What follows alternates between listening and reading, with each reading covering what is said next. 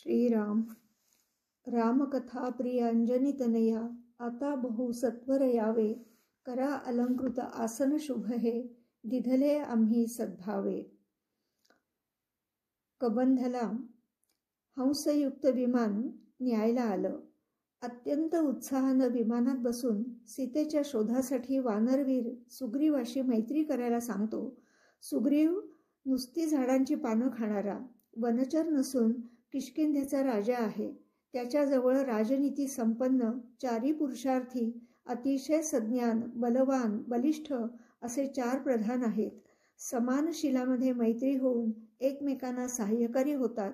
तुमची दोघांची समान स्थिती आहे। सुग्रीवाची भार्या त्याचा बंधू वालीने पळवली असून त्याचे राज्य काढून ऋष्यमुख स्थानामध्ये त्याला पाठवले आहे। तेव्हा सुग्रीवाचे स्थान कुठे आहे, कोणत्या मार्गाने जावं म्हणून विचारतात तेव्हा याच मार्गाने पुढे गेल्यावर पंपा सरोवर लागेल। ते म्हणजे तापसांची विश्रांती असून अत्यंत रमणीय आहे। ते या वानरांचेही स्थान असून अत्यंत आनंदाने तिथे क्रीडा करत असतात। तुझी सुग्रीवाशी भेट झाल्यावर तुम्हा दोघांचेही दुःख संपेल। सीता शोधण्यासाठी कोटी कोटी वानर सैन्य तुझ्या मदतीला पाठवून सीतेला शोधून आणतील। स्त्रीसाठी वाली सुग्रीवामध्ये महाद्वंद्व होऊन तुझ्या हातून वालीला मरण येईल। तेच सुग्रीवाच्या मैत्रीला कारण होऊन सीतेचा शोध लागून तुझी कीर्ती होईल। हे माझे सत्यवचन आहे असं म्हणून रामाला वंदन करून अत्यंत आल्हादाने विमानामध्ये बसला। या ठिकाणी भावार्थ रामायण अरण्यकांडातील कबंधोद्धारण नाम 22वा अध्याय संपूर्ण झाला। अध्याय 23वा कबंधाचा उद्धार करून राम लक्ष्मण धनुष्य सज्ज करून पंपा सरोवराच्या पश्चिम तीरावर येऊन विश्रांतीसाठी थांबले। तिथं अतिशय मनोरम असा शबरीचा आश्रम पाहून तिच्या आश्रमाला भेट दिली। स्वतःहून श्रीराम लक्ष्मण आले म्हणून शबरीला आनंद होऊन दोघांना भक्तिभावानं वंदन केलं। मातंग ऋषींची सतत सेवा केल्यानं शबरीची मती शुद्ध होऊन सर्वानुभूती, भगवद्भाव आणि श्रीरामांच्या प्रती एकनिष्ठ भक्ती निर्माण झाली होती। मातंग ऋषींच्या निर्मळ शिष्यांनी दुष्काळामध्ये सुद्धा फळमुळं आणून गुरूंना अर्पण केली। त्यांच्या श्रमबिंदूमुळं सरोवर अतिपावन होऊन तेथील पाणी कधीही आटत नाही। श्रद्धेनं तेथील जल प्राशन केले तर त्रिविध तापांचा नाश होऊन संसारिक सुखरूप स्वानंदी होतो। श्रमबिंदू जमिनीवर पडताच त्याची नाना जातीची नित्य टवटवीत राहणारी सुंदर वासांची सुमनं तयार झाली। त्या सुमनांचा वास घेताच मनाचा सत्व, रज, तम या 3 गुणांचा त्रास कमी होऊन जीवाला अति उल्हास होईल। अशा पुष्पांनी सुशोभित वनश्री पाहून श्रीराम अतिशय संतोषले आणि तिच्या समाधानार्थ तिचा वृत्तांत विचारू लागले। श्रीराम शबरीला, मी सांगतो ते नीट सावधानतेनं ऐक। मीच एक ज्ञानी आणि बाकीचे जग अज्ञानी हे तापसाला महाविघ्न आहे। ज्याने ज्ञानाभिमान जिंकला त्याचे तप वाढून त्या तपाची थोरी अशी आहे की त्याचे भगवंतही आज्ञाधारी होतात। त्याला सर्वजण वंदन करतात। जो अभेद रूपाने वावरतो त्याने आपले रागही जिंकलेला आहे। द्वैत भावनेमध्ये अत्यंत मोहममता आहे। मनामध्ये दुःख, संताप असेल तर सर्व तप मिथ्या होते। सद्गुरूंची सेवा जरी केली तरी संसार मृगजळाप्रमाणे होतो आणि जे गुरुला मनुष्य मानतात त्यांची गुरुभक्ती मिथ्या होते। आणि प्रतितीवेनं जे तोंडाने उपदेश करतात त्यांचा उपदेश म्हणजे केवळ भ्रांतीच होय। ज्यांना आत्मप्रचिती आहे, सफळ गुरुभक्ती आहे, ज्यांना आपल्या ज्ञानाचा ताठा अजिबात नाही आणि सर्वांशी विनयानं वागून कोणाकडूनही कसल्याही अपेक्षा नाहीत, मी करता नाही असा ज्यांच्याकडे अनुभव आहे, त्यांच्या सकळ वासनांची शांती होऊन सुख स्थिती आनंदामध्ये राहतात। त्यांच्या तपाचे सार्थक होऊन ते हा देह मिथ्या समजतात, तेच खरे परमार्थी होत। असे श्रीरामांनी शबरीला सांगताच तिला पूर्णावस्था प्राप्त होऊन ती तत्ववृत्तांत सांगू लागली। श्रीरामा, तुझे दर्शन होताच माझे तप, ज्ञान, ध्येय, ध्यान, अनुष्ठान माझी वृत्ती, स्थिती, भक्ती सर्व काही सफल झालं. तुझे चरण पाहून माझे जन्ममरण नाही झालं. तू चित्रकूटाहून येताना वाटेमध्ये शरभंग ऋषींचा उद्धार केलास. ते विमानातून जाताना त्यांना प्रार्थून विचारले असतात त्यांनी तुझ्या आश्रमामध्ये रघुपती येतील असे सांगितले. तेव्हापासून अहोरात्र तुझे चरण चित्तामध्ये धरून आहे. माझा भावार्थ जाणून कृपेने कृपावंत होऊन आला आहेस तर इथं राहून माझ्या पूजेचा अंगीकार कर.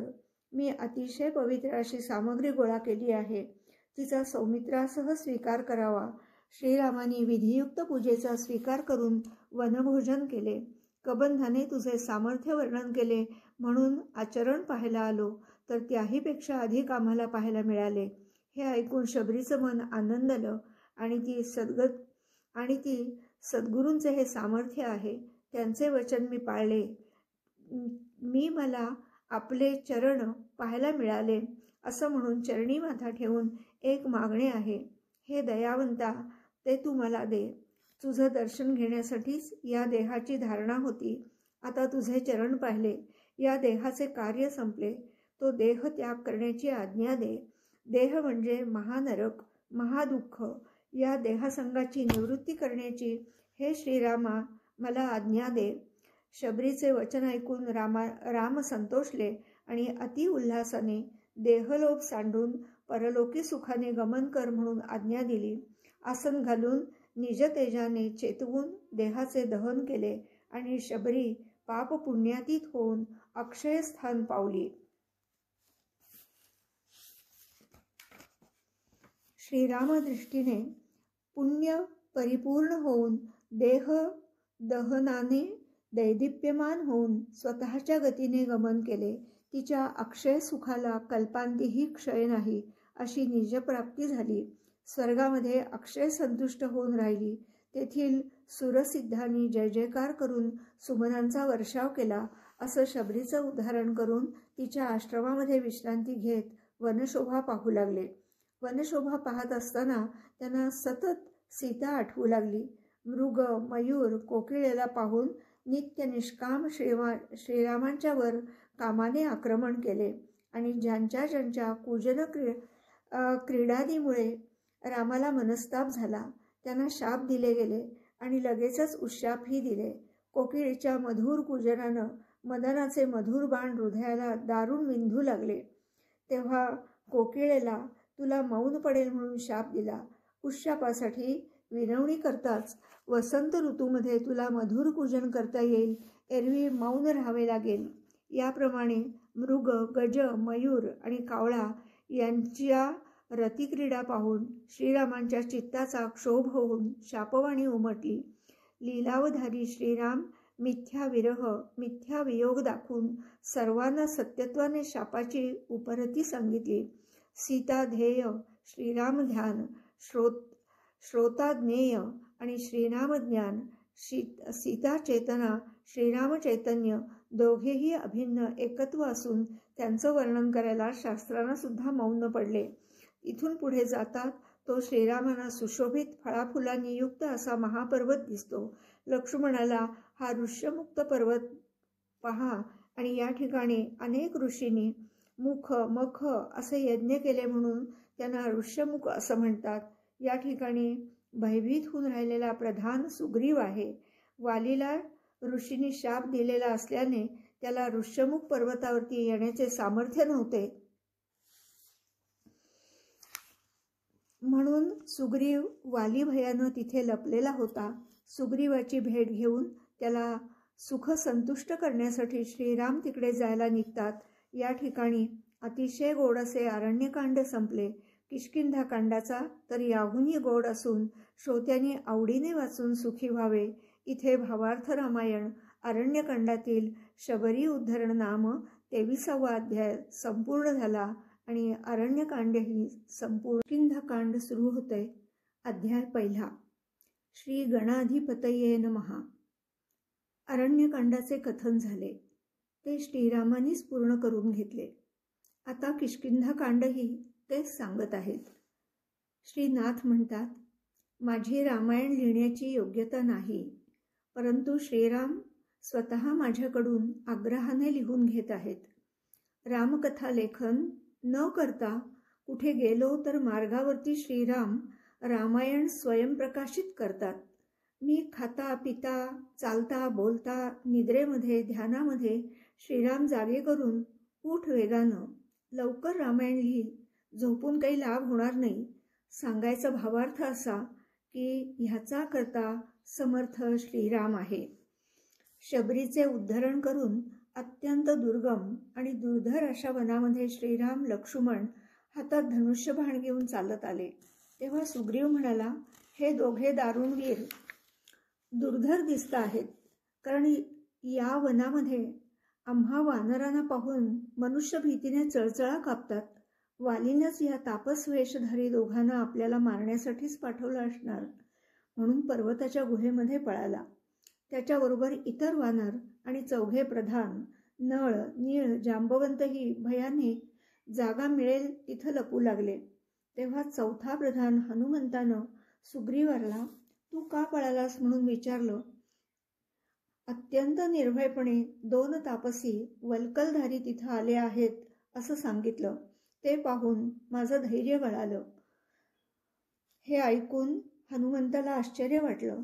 सुग्रीवाच्या अनुज्ञेनं त्यांची माहिती मिळवण्याला निघतो आणि मी एवढा बलवान असताना तू का घाबरतोस. तेव्हा सुग्रीव म्हणाला, या दोघांनी अनेक राक्षसांना अत्यंत पराक्रमानं मारलं आहे असं ऐकू नये. तेव्हा तुझा स्वतःचा प्राण वाचवून मला सर्व वृत्तांत सांगायला ये. हनुमंत निघाला ते श्रीरामचंद्रांना पाहून विचित्र घडले.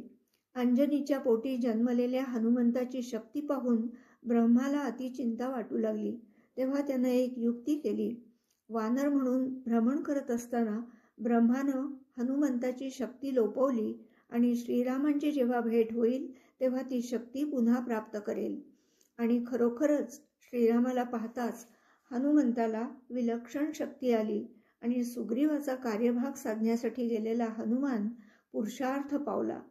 हनुमानाला आपला स्वामी पाला खाणारा वीर सुग्रीव की राम याने आपली माता अंजनीला हा प्रश्न विचारला. तेव्हा ती म्हणाली, तुझं कडकडीत ब्रह्मचर्य जो जाणेल तो तुझा स्वामी. मातेचं वचन ऐकून हनुमंतांना उड्डाण करून राम लक्ष्मण एका झाडाखाली विश्रांती घेत होते. तिथं झाडावरती गुप्तपणानं दोघांना पाहत बसला.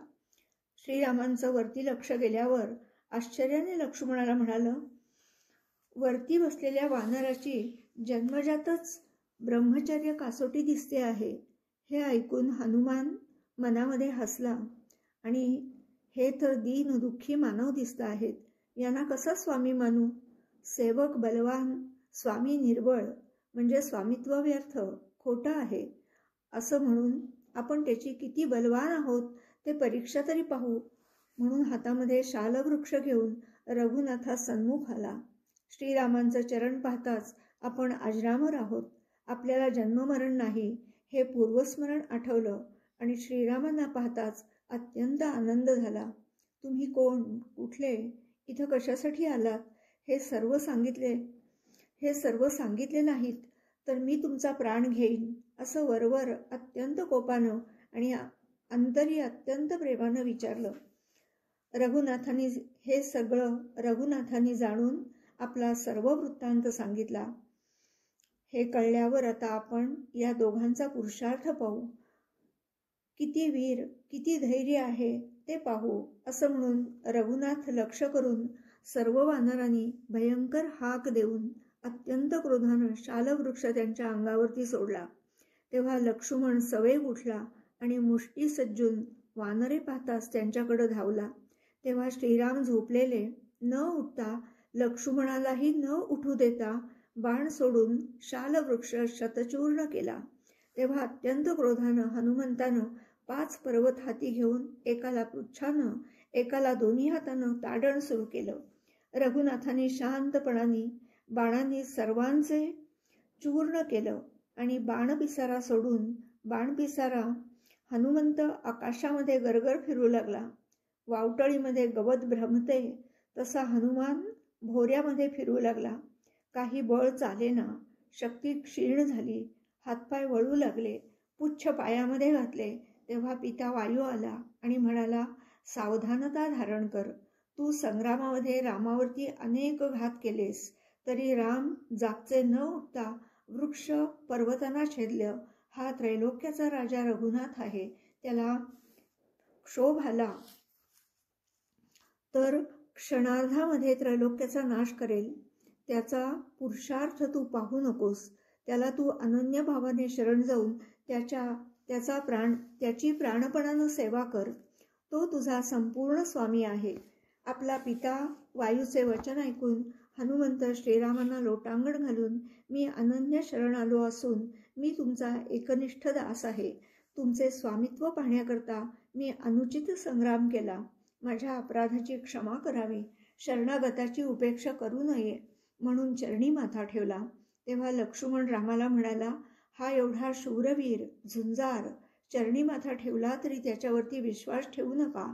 रावणानेही विश्वास दाखवून जटायूला मारलं. तू निधडा प्रतापी होतास म्हणून वृक्ष आणि पर्वतांचा चुरा केलास. एरवी यानंच आपला चुरा केला असता. वानरांवरती विश्वासू नये. तेव्हा श्रीराम सौमित्राला म्हणाले, तू याला ओळखत नाहीस. आपण आणि हा एकपिंडाचेच आहोत. चित्रकूट पर्वतावर भरत भेटीला आला असताना तू भरताशी युद्ध करू लागलास. तेव्हा एकपिंड पुत्र कामेष्ठी यज्ञाची कथा सांगितली होती. ती परत ऐक म्हणून परत सर्व कथा कथन केली. श्रीरामांच्याकडून कथा ऐकून हनुमंताला अतिशय आल्हाद झाला. अंगावरती रोमांच उभे राहिले. आनंदानं डोळ्यामध्ये अश्रू आले. श्रीरामचरणांना वंदन करून आता भिन्नत्व संपलं. सर्व नद्या मिळून समुद्र होतो तसं मारुती आणि सौमित्र मिळून चिन्मात्र श्रीराम झाले. तिघांनाही समाधान झालं. पिंड भाग व्यवस्था ही शिवरामायणामध्ये कथा आलेली आहे. श्रोत्यांनी तिथे पाहावी आणि खात्री करावी.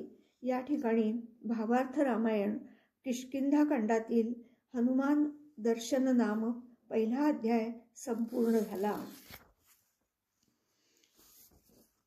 अध्याय दुसरा.